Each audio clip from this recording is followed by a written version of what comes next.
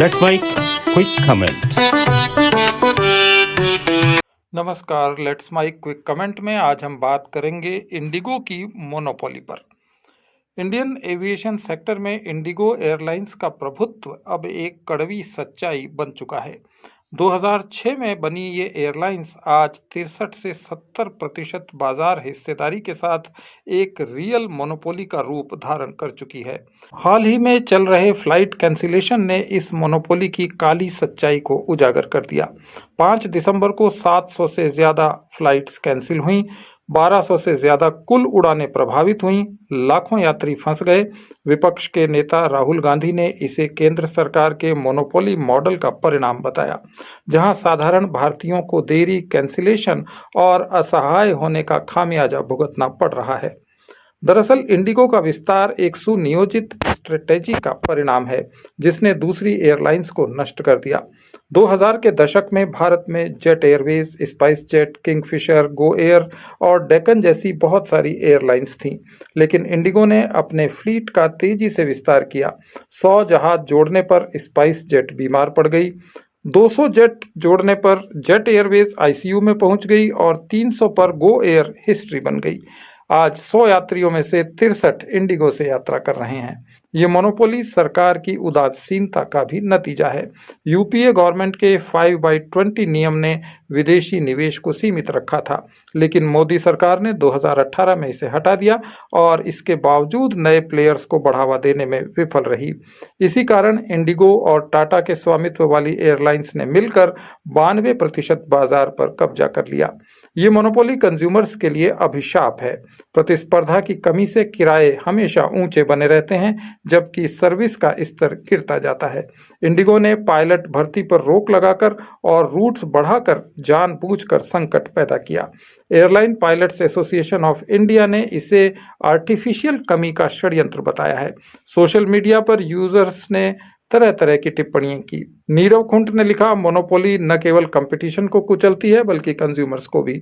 ये मनमानी का प्रतीक है कि एक कंपनी पूरे सेक्टर को बंधक बना ले। दिसंबर का संकट डीजीसीए के फ्लाइट ड्यूटी टाइम लिमिट यानी एफडीटीएल रूल्स का प्रत्यक्ष परिणाम है। इन्हें जनवरी 2024 में घोषित किया गया था।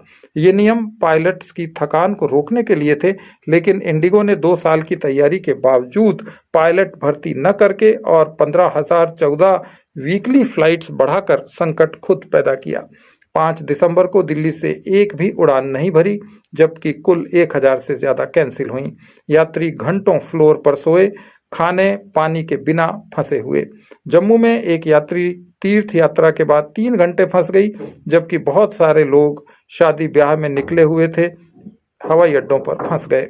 सरकार ने झुककर एफडीटीएल रूल्स को अस्थायी रूप से सस्पेंड कर दिया, जो 15 दिसंबर तक चलेगा।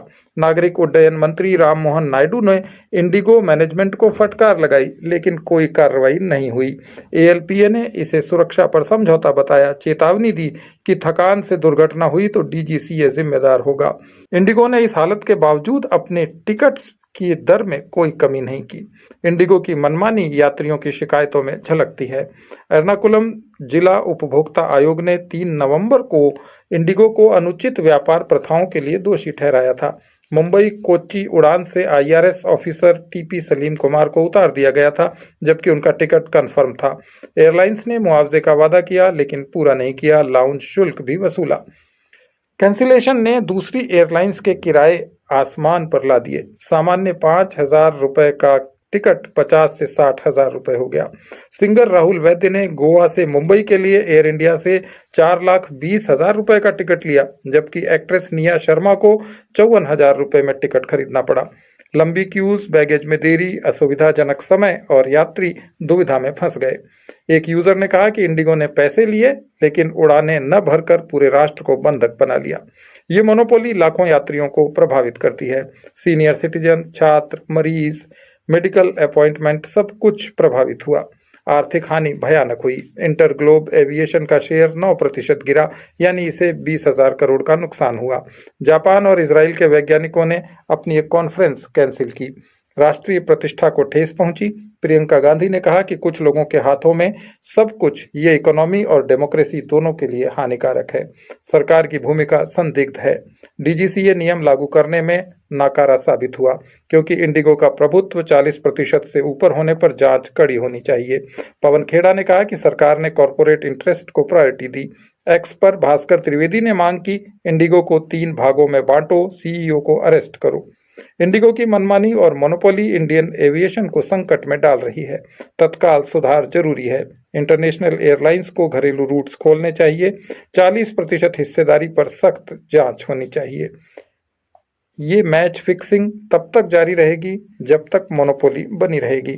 यहाँ यात्री ही पराजित होगा। भारत को एक निष्पक्ष कंपटीशन चाहिए, न कि कॉरपोरेट बंधक। आप सुन रहे थे let's make more than radio. Follow कीजिए हमें हमारे सोशल मीडिया प्लेटफॉर्म्स पर।